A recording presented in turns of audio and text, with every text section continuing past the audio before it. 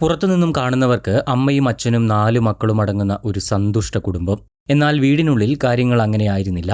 ആ വീടിനുള്ളിൽ നിന്നും 4 മക്കളുടെ കൂട്ട നിലവിളി കേട്ടാണ് നാലാഞ്ചിറ ഉദിയന്നൂരിലെ സമീപവാസികൾ ഇന്നലെ ഉറക്കമുണരുന്നത്. പുതിയ അധ്യയന വർഷത്തിൽ ആദ്യമായി 4 കുട്ടികളും സ്കൂളിൽ പോകാൻ ഒരുങ്ങിയ ദിവസമായിരുന്നു ഇന്നലെ.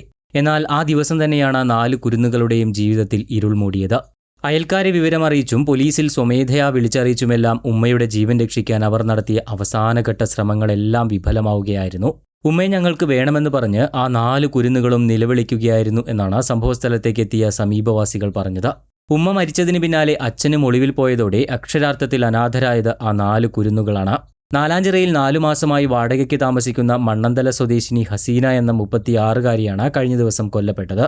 19 വർഷങ്ങൾക്ക് മുൻപ് പ്രണയിച്ച് വിവാഹിതരായ ഇരുവരുടെയും മൂത്ത പെൺകുട്ടി +2-വിനും രണ്ടാമത്തെ മകൻ 10ാം ക്ലാസ്സിലും മൂന്നാമത്തെ മകൻ 6-ലും ഇളയ പെൺകുട്ടി 4-ലുമാണ് പഠിക്കുന്നത്. സുരേഷുമായി പിണങ്ങി കഴിഞ്ഞയാഴ്ച ഹസീന വീട് വിട്ട് ഇറങ്ങിയതോടെയാണ് ഈ അധ്യയന വർഷത്തിലെ ആദ്യ ദിവസങ്ങളിൽ 4 കുട്ടികൾക്കും സ്കൂളിൽ പോകാൻ കഴിയാതെ വന്നത്. പിണക്കമെല്ലാം മാറി ഉമ്മ തിരിച്ചെത്തിയ ശേഷം സ്കൂളിൽ പോകാമെന്നായിരുന്നു കുഞ്ഞുങ്ങൾ കരുതിയിരുന്നത്.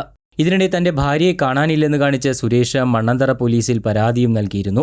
ഇതിന് പിന്നാലെ ഇയാൾ എലിവിഷം കഴിച്ച് ആത്മഹത്യാ ശ്രമം നടത്തി ആശുപത്രിയിലാവുകയും ചെയ്തു. തുടർന്ന് പോലീസ് ബന്ധപ്പെട്ടതോടെ സുഹൃത്തിന്റെ വീട്ടിലായിരുന്ന ഹസീന കഴിഞ്ഞ തിങ്കളാഴ്ച രാവിലെയാണ് സ്റ്റേഷനിൽ ഹാജരാകുന്നത്. ഇതിന് പിന്നാലെ സുരേഷും മക്കളും സ്റ്റേഷനിലേക്കെത്തി.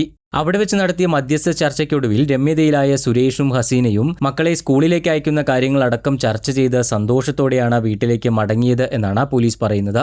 ഇതിന് പിന്നാലെയാണ് ഇന്നലെ പുലർച്ചെ സുരേഷ് ഹസീനയെ കൊലപ്പെടുത്തുന്നത്. കൊലപാതക ശേഷം സംഭവസ്ഥലത്തു നിന്നും കടന്നുകളഞ്ഞ സുരേഷ് മൂത്തമകൾ അമൃതയെ ഫോണിൽ വിളിച്ച് താനിനി മടങ്ങി വരില്ലെന്നും ഇളയ കുട്ടികളെ നോക്കണമെന്നും പറഞ്ഞെന്നും സമീപവാസികൾ പറയുന്നു. കൊലപാതക വിവരമറിഞ്ഞ് റോഷനും അനയയും പഠിക്കുന്ന സ്കൂളിലെ അധ്യാപകർ വീട്ടിലേക്കെത്തിയിരുന്നു.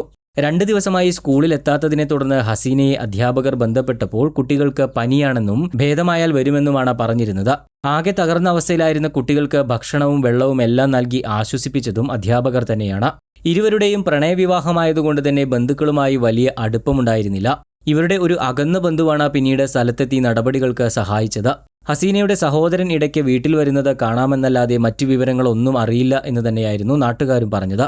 സംഭവസ്ഥലത്തു നിന്നും കടന്നുകളഞ്ഞ പ്രതി പിന്നീട് നടത്തിയത് പോലീസിന്റെ കണ്ണുവെട്ടിച്ച് മുങ്ങാനുള്ള ശ്രമങ്ങളാണ്.